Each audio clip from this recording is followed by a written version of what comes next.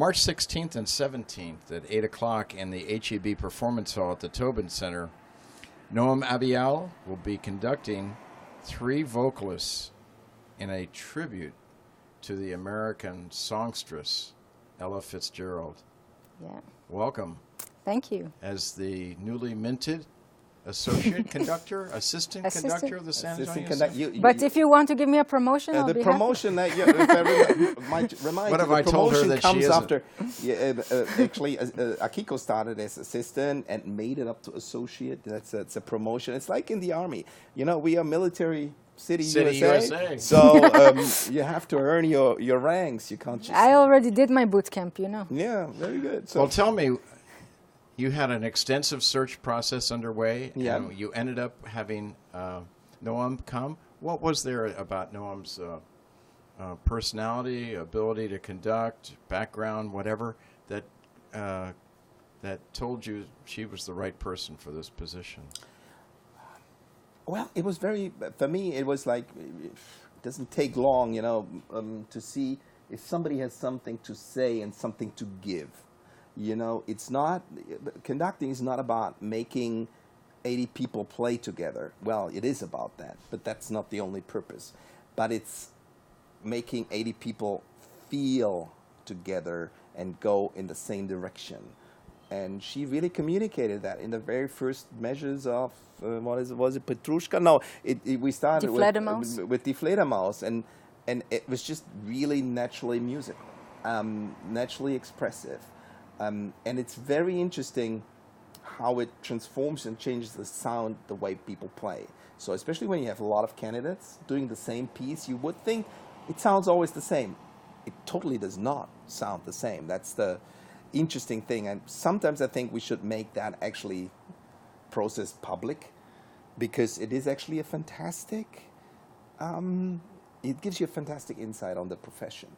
Yeah, and for me it was very early on, it was very clear. I mean, there were very good candidates, and they came with very good skills and very good background and very good, you know, pedigree. But I really believe you have to have an expressive musicality in order to make it interesting for people to work with you, and that you have something to say that they want to go along with. Well, your pedigree, tell me about it. You're an Israeli citizen, is that correct? Yes. And how in the world did you hear about San Antonio Symphony? From your home is Tel Aviv or Jerusalem or where? Tel Aviv area. It's a small town called Tel Mond, which is about 40 minutes north of Tel Aviv, but in Israeli terms, it's a whole another world. But yeah, I first came to the U.S. to do my master's in conducting. I have Where was that?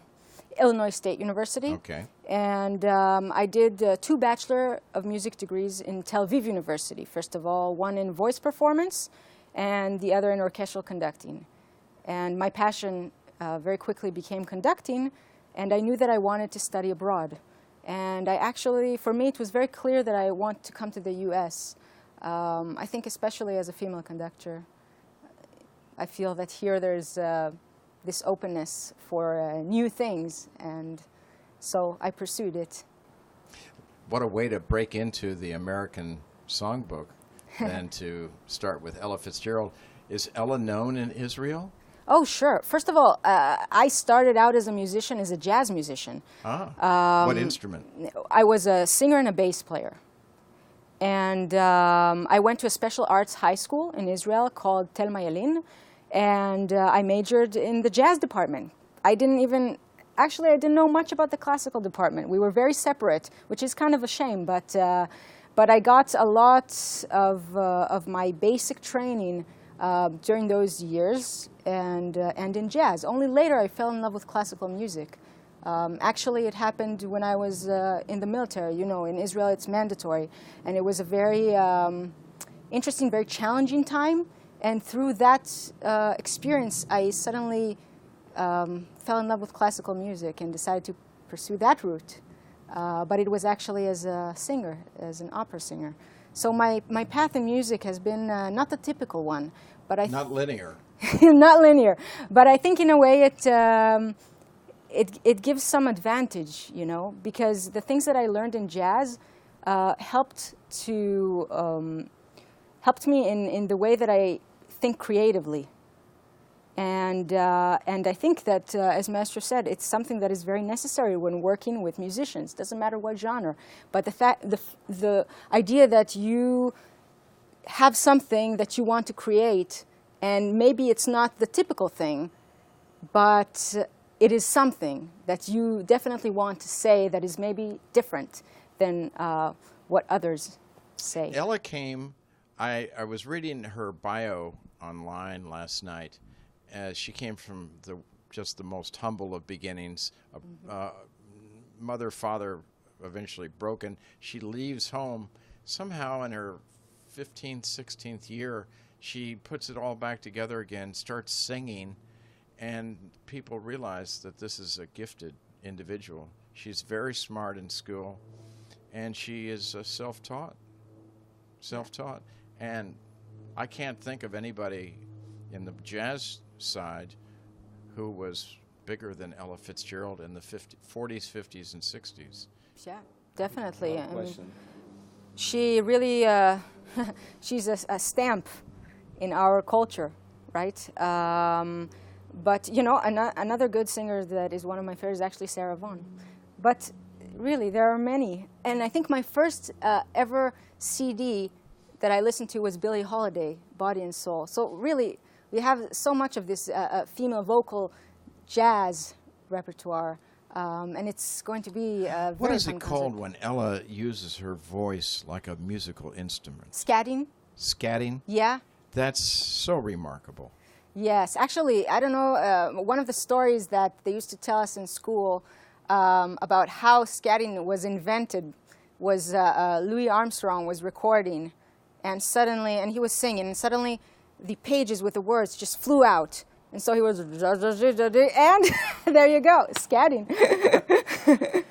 See what happens when Well, you ask I a hear a lot of question scatting and you have to sometimes, learn it okay. from an Israeli. As an opera conductor, okay, then, as an opera conductor, I heard a lot of scatting, especially, you know, when you conduct Czech opera, you know, and people forget their words. Yeah, will- that's just how it came, you know. But it's really, it's really something. You have to have such a good ear and such a good feel to it. And I think one of the most important things in jazz is the groove.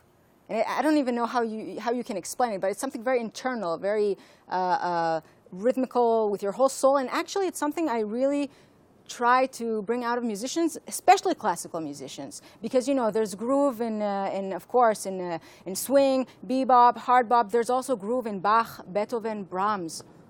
And her tone that she could bring out could be so soft and so pitch perfect Right. when she sang, which was unlike the Billie Holiday. All these other Sarah Vaughan, they had their own sound, and they Right. were great. I mean, by no way am I saying a diminutive to Ella, but Ella was Ella.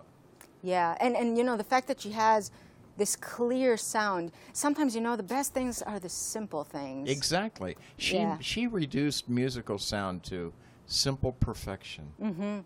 I agree. Well, we're looking forward to it so much, and Noam, to have you conducting it and singing, you're promising you're going to do some Well, part. let's You got to do that. let's let people you know have a We'll little bit clap of a really guessing hard, game. and you'll get off that. You'll put the baton down and sing. March 16th and 17th, HEB Performance Hall.